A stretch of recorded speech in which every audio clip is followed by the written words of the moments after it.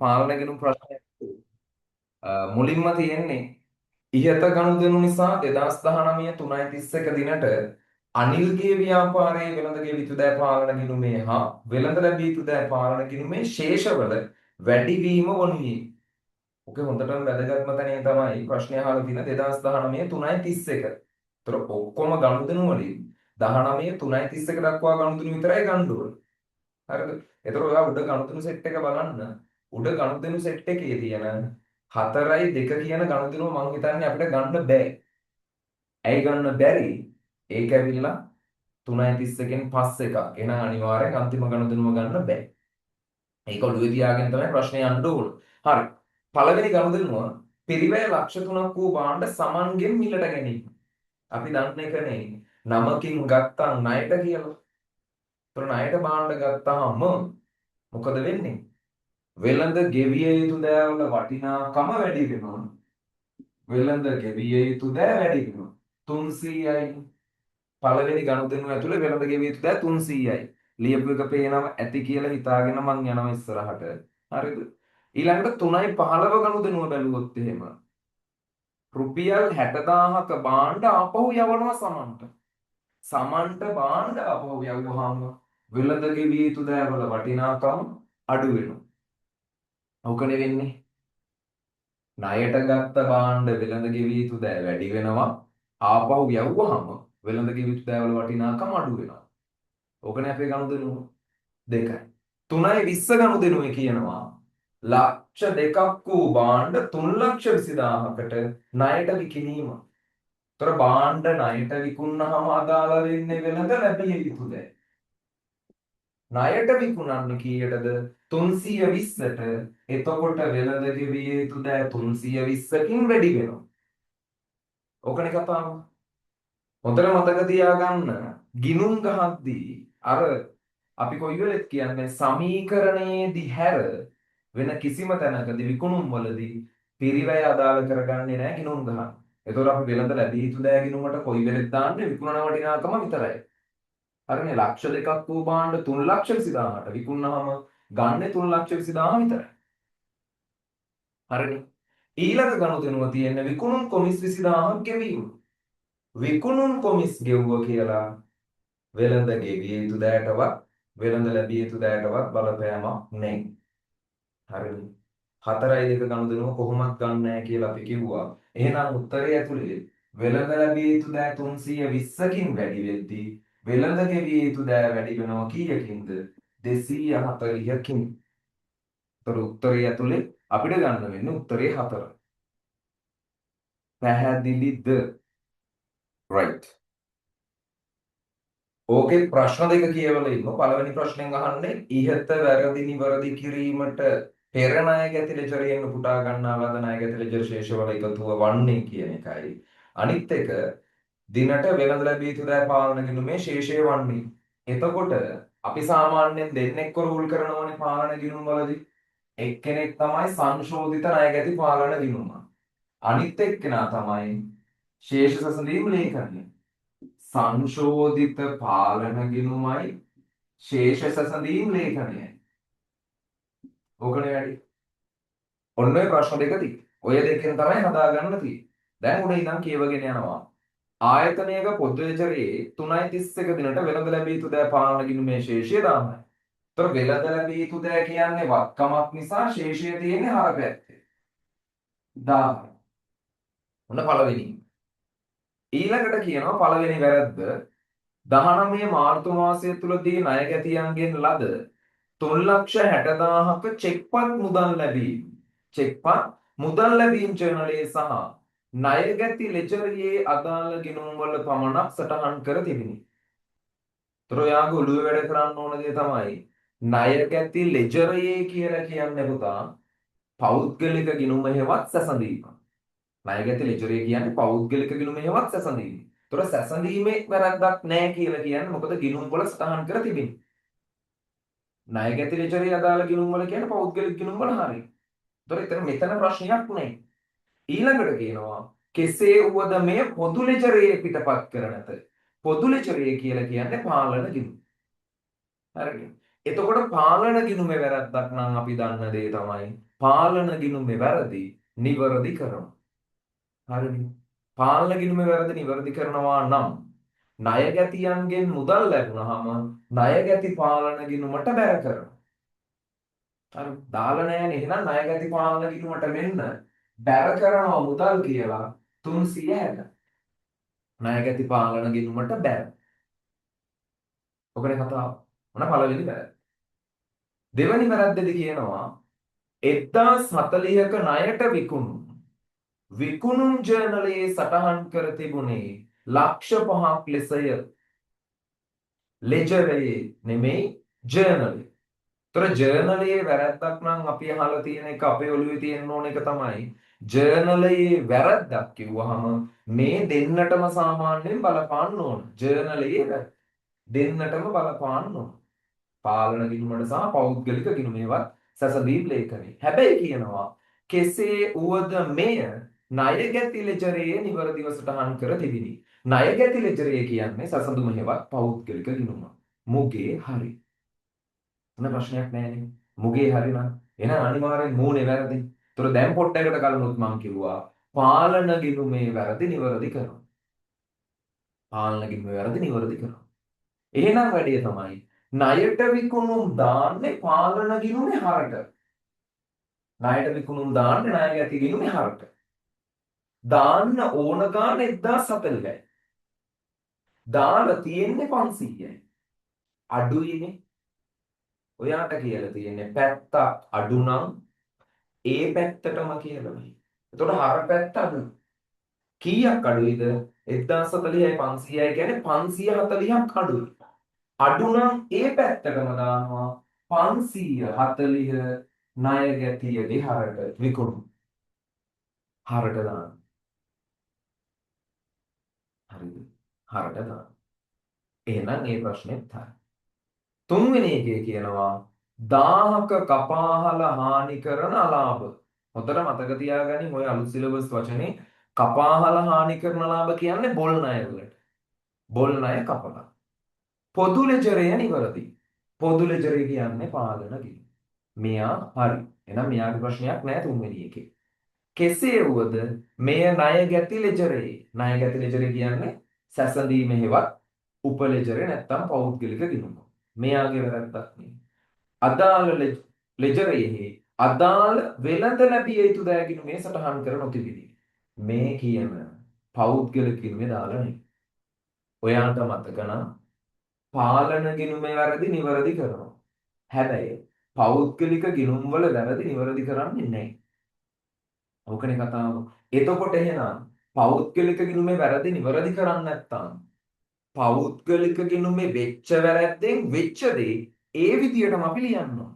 නිවැරදි කරන්නේ වැරද්ද වැරදි විදියටම ලියනවා. ඕකනේ අපේ කතාව. එහෙනම් මෙතන කියන විදියට බොල් ණය කැපුවොත් අපි දාන්නේ ණය ගැතියයි බැරට. අපේ තියරි යෝගනේ. බොල් ණය හර ණය ගැති බැර. බැරට. බැරට දැම්මොත් ණය ගැති කියන වත්කම අඩු වෙනවා. බැරට දැම්මොත් අඩු වෙනවා. දැන් දාලා නැහැනේ. දාලා නැහැ කියන්නේ අඩු වෙලා නැහැ. අඩු වෙලා නැහැ කියලා කියන්නේ මොකක් වෙනවද? එකතු වෙනවා. පැහැදිලිනේ? දැම්මොත්නේ අඩු වෙන්නේ. නේ? ඒ කියන්නේ අපි අපේ ලාච්චුවෙන් 1000ක් ගත්තා කියලා පොතක ලිව්වොත්නේ අඩු වෙන්නේ. පොතෙන් අඩු වෙන්නේ. ගිණුමෙන් අඩු වෙන්නේ. පොතේ ලියලා නැහැ කියලා කියන්නේ ලාච්චුවෙන් අඩු වුණාට පොතෙන් අඩු වෙලා නැහැ. පොතේ එතකොට තියෙන්නේ වැඩිපුර. එහෙනම් පෞද්ගලික ගිණුමක වැරද්ද අපි වැරදි විදිහටම මෙතෙන්ට එකතු කරනවා. ඇයි? අඩු වෙලා නැහැ. අඩු වෙලා නැහැ කියන්නේ ශේෂය තියෙන්නේ වැඩියෙන්. වැඩියෙන්. වැරදි විදියටම අඩු වෙලා නැහැ වැඩියෙන්. හරිනේ. 4 ණයගැති ලෙජරෙහි ශේෂ උපුටා ගැනීමේදී එතනින් මහු වෙනවා ණයගැති ලෙජරයේ මෙච්චර වෙලා කිව්වා ණයගැති ලෙජරේ කියන්නේ පෞද්ගලික ගිණුම.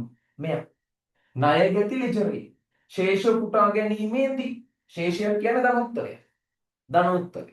උපුටා ගැනීමේදී 1,60,000ක ශේෂයක් මගේ හැරි. ධන උත්තරයක් මගේ හැරිලා. ධන එකක් දැම්මොත් ධන කියන්නේ වැඩි වෙනවනේ. ධන එකක් නම් වැඩි වෙනවා. දාලා නැහැ කියන්නේ මොකක් වෙනවද? අඩු වෙනවා.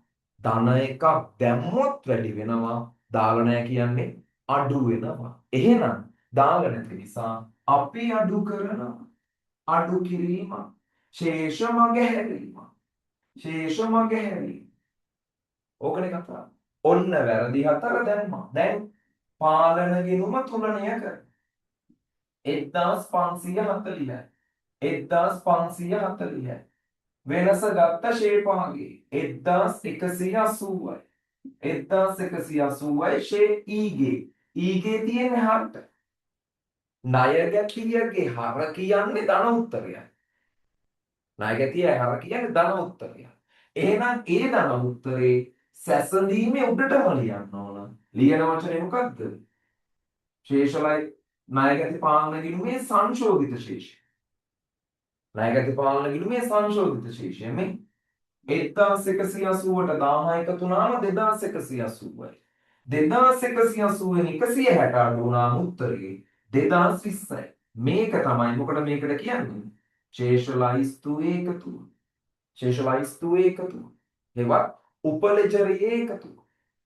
දෙවනි ප්‍රශ්නෙන් අහන්නේ ඉහත වැරදි නිවැරදි කිරීමට පෙර ණයගැති ලෙජරයෙන් උපුටා ගන්නා ලද ණයගැති ශේෂවල එකතුව කීයද උදේ 2020යි තුලණය කිරීම හරි කියලා හිතනවා උත්තරය උතන නේ එහෙනම් උත්තරේ දුන්න ඕන 2020යි හරිද ඊළඟ එක තුන්වෙනි එකෙන් අහන්නේ වෙළඳ ලැබිය යුතු දෑ පාලන කිරීමේ ශේෂය තුලණය කරාට පස්සේ ඇවිල්ලා තියෙන්නේ 1180ක්. අන්න ඒක තියෙනවා හතරවෙනි උත්තරය ඇතුලේ.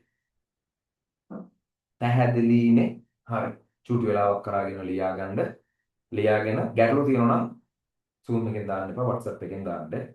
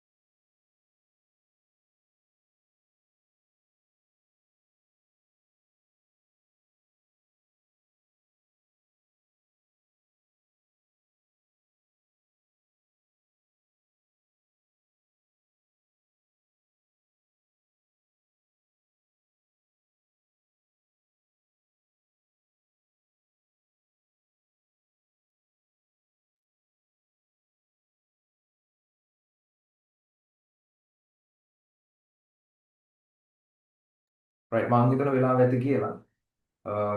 ඔන්න ඒ අතරේ මම දැම්ම 4 සහ 5 ප්‍රශ්න දෙක චූටි වෙලාවක් අරගෙන ප්‍රශ්නේ කරන්න.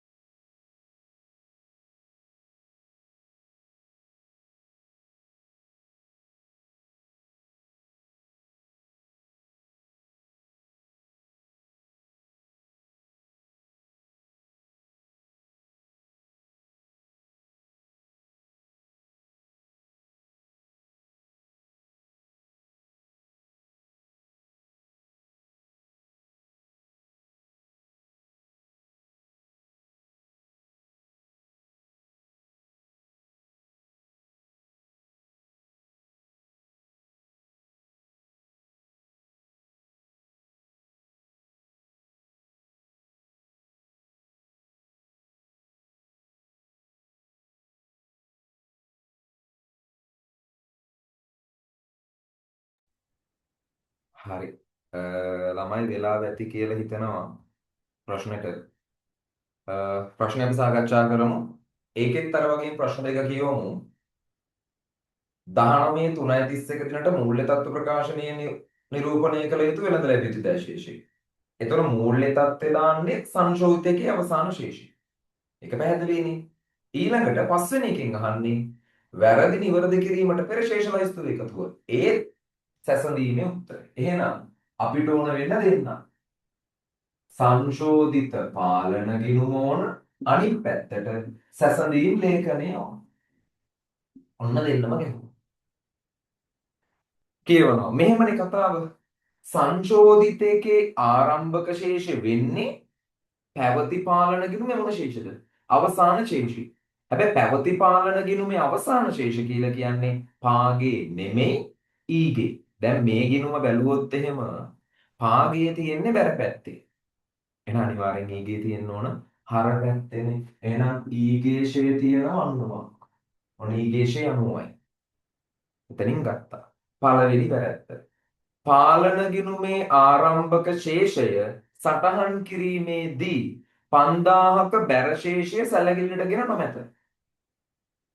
පාලන ගිණුමේ මේ 90 ගන්නකොට 5000ක බැර ශේෂයක් අරගෙන නැහැ. අරගෙන නැත්තම් පාලන ගිණුමේදී ගන්න ඕන. ඒතර බැර ශේෂයක්නේ. අරගෙන නැති එකක් කියන්නේ බැර පැත්තට දැම්මා. බැර ශේෂය අඩුවීම කියලා වචන ලියන්න පුළුවන් 5000යි. 5යි. හරි. 2 5000ක දුන්නට්ටම් ණය ගැති ලෙජරයේ හයිලයිට් වෙන්න ඕන තැන ණය ගැති ලෙජරයනේ. දැන් කලින් එකේදීත් කිව්වා ලෙජරය කියලා කියන්නේ පෞද්ගලික ගිණුම හේවත් සැසඳීම. සැසඳීමනේ. 5000ක දුන්නට්ටම්. දුන්නට්ටම් දාන්නේ ණය ගැතියයි බැරට දැම්මහම ණය ගැතිය අඩු වෙනවා. ඔතන අඩු වෙන්න ඕන 5යි. හැබැයි අඩු වෙලා 15ක්. ඒ කියන්නේ වැඩියෙන් 10000ක් අඩු වෙලා වැරද්දකින් අඩු වෙලා නම් අපි අඩු කරන්නනේ ඕන නේ දුන්වට්ටම් වැඩියෙන් සටහන් කිරීම. අඩු වෙනවා නම් වැරද්දෙන් පෞද්ගලික ගිණුම අපි අඩු කරනවා. ඔකනේ අපේ තියරිය. 3 ණයගැති ලෙජරයේ ශේෂ එකතුව සැසඳීමේදී ණයගැති ලෙජරේ සැසඳීම සැකසීමේදී 10000ක හරශේෂයක් මගහැරීම. කලින් ගාන කියලා දෙද්දිත් කියලා දුන්නා ණයගැතිය කියලා කියන්නේ වක්කමක්. වක්කමක හර කියලා කියන්නේ ධන උත්තරේ. ධන උත්තරේ දැම්මොත් වැඩි වෙනවා. දාලා නැහැ කියන්නේ අඩුයි. එහෙනම් අපි ඒක අඩු කරන්නමයි වෙන්නේ කීයක්ද? 10ක්. ලියන්න වෙන්නේ හරශේෂ මගහැරීම. හරශේෂ මගහැරීම. ඔච්චරයිනේ තියෙන කතාව. එහෙනම් අපි දැන් තුලනය කරලා බලමු. තුලනය කළොත් 90යි 90යි 85යි පාගේ ඊගේ 85යි. කලින් ගානෙත් කිව්වා ණය ගැතිය කියන්නේ වක්කම. වක්කමක හර කියන්නේ වැඩි වෙන පැත්ත හේවත් ධන පැත්ත. ධන පැත්ත නම් ඒක ධන උත්තරයක්. ඒකට ලියන්නේ මොකද්ද? ණය ගැති සංශෝධිත ශේෂය 85යි. ඒ 85න් 20ක් අඩු වෙනවා 65යි. මේ 65ට කියන්නේ කවුරු කියලාද? ශේෂ ලයිස්තුවේ එකතුව. හරිනේ. එතකොට එහෙනම් හතරවෙනි ප්‍රශ්නෙන් අහන්නේ මූල්‍ය තත්ත්වය දාන උත්තරේ. මූල්‍ය තත්ත්වය දාන්නේ සංශෝධිතයේ අවසාන උත්තරේ 85000යි. උත්තරේ 4 තියෙනවා. right. පස්වෙනි ප්‍රශ්නෙන් අහන්නේ ණයගැති ශේෂ ලේඛනයේ එකතුව ශේෂ ලයිස්තුවේ එකතුව 65000යි. තියෙන උත්තරේ 3. පැහැදිලිද? right. එහෙනම් චුටි වෙලාවක් දෙන්න ලියා ගන්න අවශ්‍ය කට්ටිය